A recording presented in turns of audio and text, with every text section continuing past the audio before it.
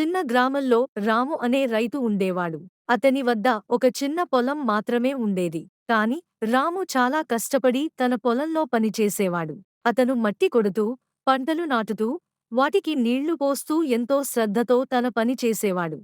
ఒకరోజు రాముని పొలం చాలా పొడిగా మారింది. ఎటు చూసినా నీళ్లు లేవు. రాము చాలా ఇబ్బంది పడిపోయాడు. ఇప్పుడు పంట ఎలా పెరుగుతుంది?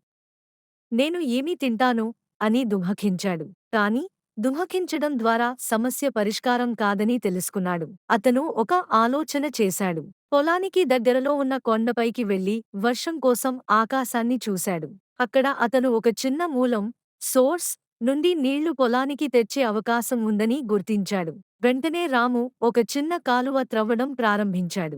చాలా కష్టపడి దారిపడిగా నీరు నడిచేలా చేశాడా. కొన్ని రోజులకు రాముని పొలానికి మంచి నీరు చేరింది. పంటలు పచ్చగా పెరగడం ప్రారంభించాయి. రాము సంతోషంగా తన కష్టానికి ఫలితాన్ని పొందాడు. గ్రామంలోని ఇతర రైతులు కూడా రాముని ప్రయత్నాన్ని చూసి అతని నుండి స్ఫూర్తి పొందారు.